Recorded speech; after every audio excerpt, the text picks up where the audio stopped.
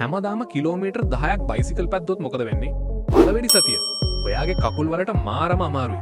කලවාවල මස් පිඬු දෙවෙනවා වගේ දැනෙනවා. කෙන්ඩ පෙරලෙනවා වගේ තද වෙනවා. හැබැයි ඔයාගේ රුධිර සංසරණ පද්ධතිය දැන් අවදි වෙන්නයි යන්නේ.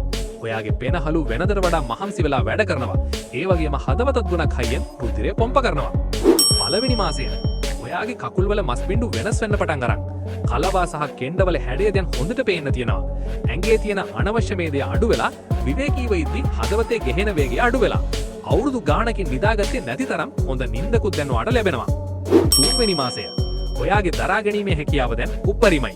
කලින් යන්නම බෑ වගේ දැනුනේ කිලෝමීටර් 10ක දුර දැන් ඔයාට කිසිම ගාණක් නැහැ. ඔයාටත් හොරෙන්ම දවසකට කැලරි 300ක් 400ක් විතර දහනය වෙනවා. ඔයාගේ මානසික සෞඛ්‍ය ගොඩක් හොඳ අතර හැරිලා. ඔළුවේ තිබ්බ ප්‍රශ්න මානසික පීඩනය ඔක්කොම නැති වෙලා යනවා. 6 වෙනි මාසය ඔයාගේ රුධිර සංසරණ පද්ධතිය දැන් ඉහළම මට්ටමක තියෙන්නේ.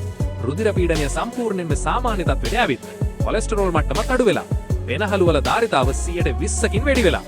ඇත්තටම කිව්වොත් අවුරුදු ගාණක් එක තැනකට වෙලා ඉඳලා ඇඟට කරගත්ත හානිය ඔයා දැන් සම්පූර්ණයෙන්ම වගේ ආපස්සට හරවලා ඉවරයි. අවුරුදු දෙකකට පස්සේ බර අඩු කරගන්න ඕන වෙලා හිටියනම් දැන් ඔයාගේ බර ගොඩක් දුරට අඩු වෙලා තියෙවි. කකුල් වල මස් පිඬු හොඳට හැඩ වෙලා තියෙනවා. අන්තිමට මේ බයිසිකලය ඔයාගේ ජීවිතයේ තරුණකම රැකලා දෙන රහස බවට පත් වෙලා තියෙවි.